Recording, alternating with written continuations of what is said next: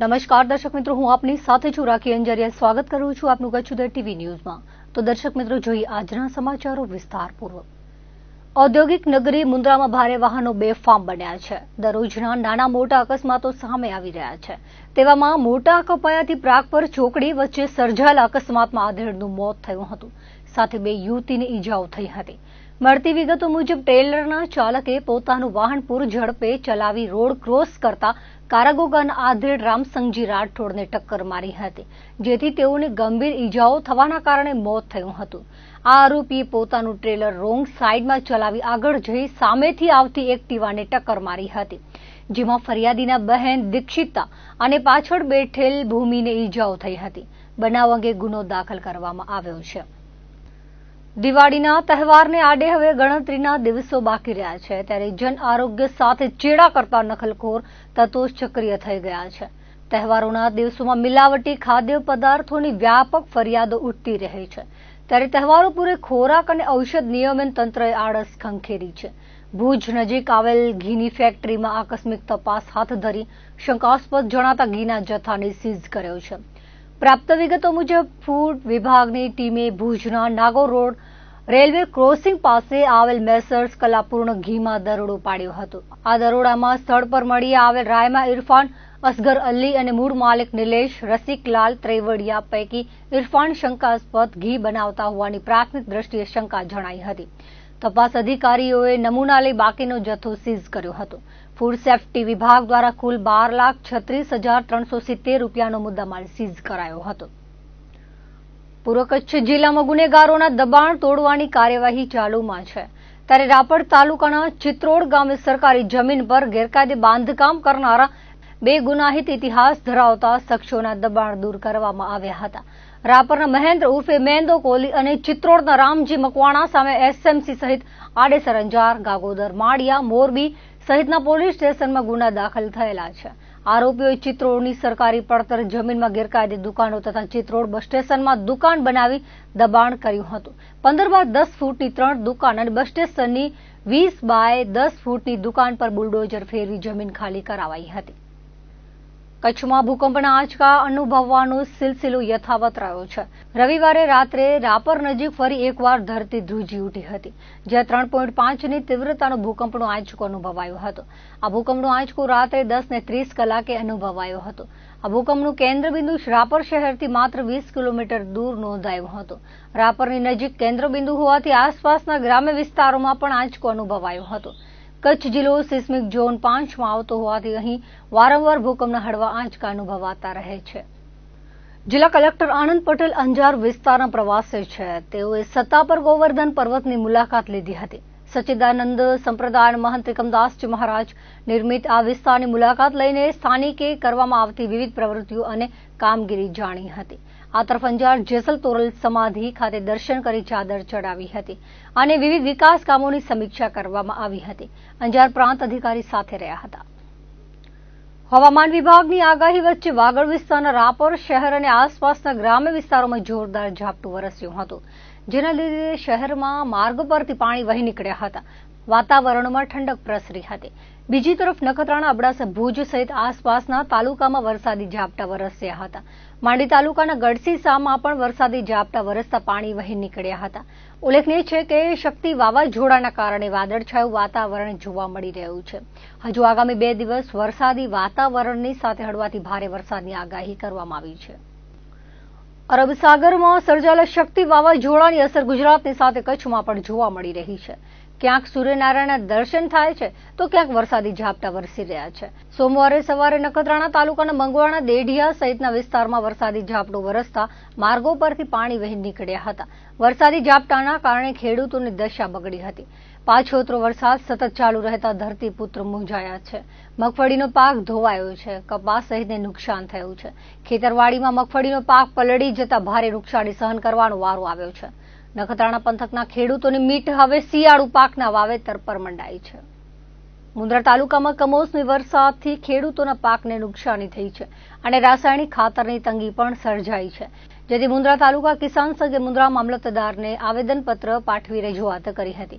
ભારતીય કિસાન સંઘ મુન્દ્રા તાલુકાના પ્રમુખ મનજી પટેલે રજૂઆત સાથે જણાવ્યું હતું કે પાછોતરા વરસાદથી ખેડૂતો પાયમાલ થઈ ગયા છે અને યોગ્ય રીતે સર્વે કરી વળતર આપવા માંગ કરી હતી. મુન્દ્રા તાલુકામાં વરસાદથી કપાસ, મગફળી, મગ, દાડમ સહિતના વિવિધ તૈયાર થયેલા પાકોમાં નુકસાન થયું છે અને ખેડૂતોની હાલત કફોડી બની છે.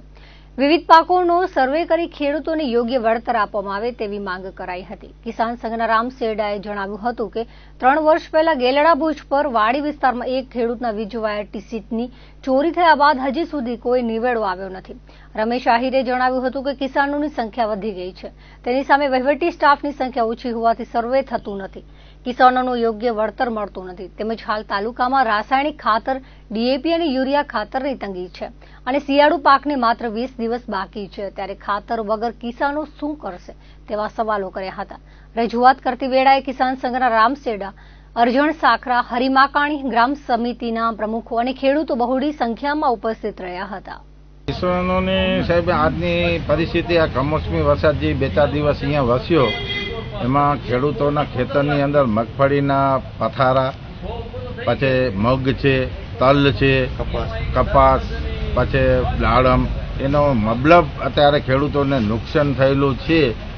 પ્લસ તો કે જે ટેકાના ભાવે મગફળી જે ખરીદવાની છે સરકાર, એ લાભ પંચમના કે છે, એટલે લાભ પંચમ પછી જો ખેડૂતો એના અગાઉ અત્યારે ખેડૂતોનો માલ તૈયાર છે, એ અત્યારે ખેતરમાંથી બધો માલ બહારે આવે વરસાદના કારણે અને ખેડૂતો માલ મબલબ વેચે છે અને ટેકાના ભાવ કરતાં 800 થી 900 રૂપિયા ઓછામાં ખેડૂતોની લૂંટ ચાલે છે.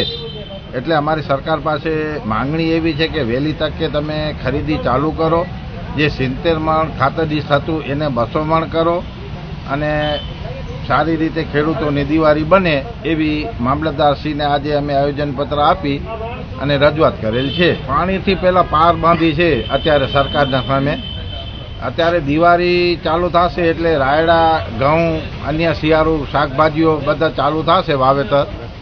એમાં અગાઉ ડીએપી ને યુરિયા ખેડૂતોને ટાઈમ ટુ ટાઈમ મળે એવી અમે રજૂઆત કરી છે કે ભાઈ હર કોઈ દીપાની અંદર જ્યાં ખેડૂત જાય, ભલે તમારી જે પોઝિશન હોય 4 ગુણી 5 ગુણી ખાતર દીઠ આપો, પણ આપો. જ્યારે ખેડૂત જાય ત્યારે એમને મળવી જોઈએ. હમણાં સમયમાં જે 27થી 3 તારીખ સુધી કમોસમી વરસાદ પડ્યો એની લીધે પાકને નુકસાન થયેલ છે. કપાસ, મગફળી, મગ, તલ, દાડમ, અન્ય પાકોને નુકસાન થયેલ છે. એ બદલ અમે મામલતદારશ્રીને રજૂઆત આવેદનપત્ર આપ્યું છે અને હમણાં હાલના સિઝનમાં 20 દિવસ કમીને જે શિયાળુ પાક આવે છે તો મુન્દ્રા તાલુકામાં સતત રાસાયણિક ખાતરની અછત રહી છે. તો એને વહેલી તકે સરકાર અમારું સાંભળે અને વહેલી તકે જથ્થો મુન્દ્રા તાલુકામાં કરાવે એવી વિનંતીથી આવ્યા છીએ. અને અમુક આપણે જે ખેડૂ જ્યારે ખાતર મળતું નથી, અમુક ડીપોમાં પણ મળતું નથી અને મગફળી જે હમણાં જે ખરીદીની સરકારની હતી રજૂઆત, એમાં અમુક ખેડૂત અરજી પણ કરી છે, 50-50 રૂપિયા આપીને અરજી કરી છે, પણ હજી કોઈ સરકાર તરફથી એવું આવે કે 70 મણ ખરીદી કરો, પણ ઘણા ખેડૂતોને 200 મણ જેવી છે સ્ટોક અમુકની છે તો લેતા નથી. એ વહેલી તકે વધારે માંગણી કરે એવી આશા છે.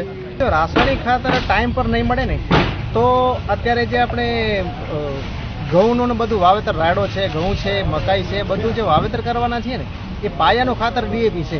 જો પાયાનું ખાતર નહીં મળે તો પછી ખેડૂત કેવી રીતે આનું કરશે વાવેતર. ભુજના વ્યાયામ શાળા મેદાન ખાતે રાષ્ટ્રીય સ્વયંસેવક સંઘ દ્વારા વિજયાદશમી ઉત્સવ નિમિત્તે કાર્યક્રમ યોજાયો હતો. મુખ્ય અતિથિ તરીકે ભુજ સ્વામિનારાયણ મંદિરના ઉપમહંત સદગુરુ ભગવત જીવન સ્વામી, મુખ્ય વક્તા તરીકે સંઘના સૌરાષ્ટ્ર પ્રાંત સહ વ્યવસ્થા પ્રમુખ મનીષભાઈ બેચરા ઉપસ્થિત રહ્યા હતા. શરૂઆતમાં શહેરના મુખ્ય માર્ગો પર સંઘના પૂર્ણ ગણવેશમાં બેન્ડ સાથે પથ સંચાલન કર્યું હતું. બાદમાં મેદાન પરના કાર્યક્રમમાં સંઘની દરરોજ ચાલતી 1 કલાકની શાખામાં થતા કાર્યક્રમોનું નિદર્શન કર્યું હતું. ભગવત જીવન સ્વામી વિજયાદશમીની શુભકામના આપતા કહ્યું હતું કે સંઘના સ્વયંસેવકો ભારતીય સંસ્કૃતિ તથા હિન્દુત્વને જાળવી રાખવા માટે ભગીરથ પ્રયાસો કરી રહ્યા છે, ત્યારે સમગ્ર સમાજ આ કાર્યમાં જોડાઈ જવું જોઈએ. ભુજે સ્વામિનારાયણ મંદિર સંઘ સાથે મળીને સરહદી વિસ્તારના પીડિત શોષિત બંધુઓના ઉત્થાન માટે કાર્ય કરી રહ્યું છે તેનો વિશેષ ઉલ્લેખ કર્યો હતો. વિશ્વનું સૌથી મોટું સ્વયંસેવી સંગઠન એટલે કે રાષ્ટ્રીય સ્વયં સંઘ તેની સ્થાપના 1925માં વિજયાદશમીના દિવસે થઈ હતી. આ વર્ષે 100 વર્ષ પૂર્ણ થયા છે, તેથી સંઘ શતાબ્દી વર્ષ ઉજવી રહ્યું છે. મુખ્ય વક્તા મનીષ બેચરાએ હિન્દુ ધર્મમાં વિજયાદશમી ઉત્સવના મહત્વ વિશે વાત કરી હતી. કાર્યક્રમમાં સહભાગી થવા સાધુ સંતો, સામાજિક આગેવાનો, વિવિધ સમાજના પ્રમુખો, શહેરના અગ્રણી ડોક્ટરો, વકીલો, ચેમ્બર ઓફ કોમર્સ, ભુજના હોદ્દેદારો તેમજ સમાજના દરેક વર્ગના ભાઈ બહેનો ઉપસ્થિત રહ્યા હતા. દર વર્ષની જેમ આ વર્ષે પણ રાષ્ટ્રીય સ્વયંસેવક સંઘ ભુજનગરનો વિજયાદશમીનો ઉત્સવ આજે ઉજવવામાં આવે છે. નગરના 351 સ્વયંસેવકો ગણવેશધારી આ ઉત્સવમાં જોડાયા છે. પ્રાત્યક્ષિક અને પથસંચલન પણ આજના આ કાર્યક્રમમાં આયોજન છે. શું વિશેષતા રહી છે ખાસ કરીને? આ દશેરાની ખાસ વિશેષતા એ છે કે રાષ્ટ્રીય સ્વયંસેવક સંઘના કાર્યને 100 વર્ષ થયા, એટલે શતાબ્દી વર્ષનો પ્રારંભ આ દશેરાથી આખા વર્ષ દરમિયાન રહેશે. રાષ્ટ્રીય સ્વયંસેવક સંઘ છેલ્લા 100 વર્ષથી વ્યક્તિ નિર્માણથી રાષ્ટ્ર નિર્માણ અને હિન્દુ સંગઠનનું અવિરત કાર્ય અનેક બાધાઓ વચ્ચે કરતો આવ્યો છે. તો 100 વર્ષની આ ત્યાગ અને તપસ્યા પછીની આજની પરિસ્થિતિમાં હવે સમાજ પરિવર્તન આવે એવા પંચ પરિવર્તનના બિંદુઓથી આ શતાબ્દી વર્ષે સમાજ પરિવર્તનના કાર્યનો પ્રારંભ થાય છે. એ 5 બિંદુઓમાં છે સમરસતા, પર્યાવરણ, પરિવાર પ્રબોધન, નાગરિક કર્તવ્ય અને સ્વબોધ એટલે સ્વદેશી. આ 5 બિંદુઓ સમાજ પરિવર્તનના છે. આજના આ કાર્યક્રમમાં શારીરિક એટલે પ્રાત્યક્ષિક છે. રાષ્ટ્રીય સ્વયંસેવક સંઘની દૈનિક શાખામાં જે શારીરિક કાર્યક્રમો હોય છે એ પૈકીના એ શારીરિક કાર્યક્રમો ક્ષમતા છે, દંડનો પ્રયોગ છે, એ પ્રકારના શારીરિક પણ છે. એ જ રીતે બૌદ્ધિક જે હોય છે ગીત, અમૃત વચન એ પણ રહેશે આ પ્રમાણેના, અને મુખ્ય વક્તાઓનો બૌદ્ધિક પણ રહેશે, બૌદ્ધિક સંદેશ. સંઘ શતાબ્દી વર્ષ એટલે એની કોઈ ઉજવણી નથી થવાની, પરંતુ સમાજ પરિવર્તનનું જે કામ છે એ વધારે ગતિથી આગળ વધે.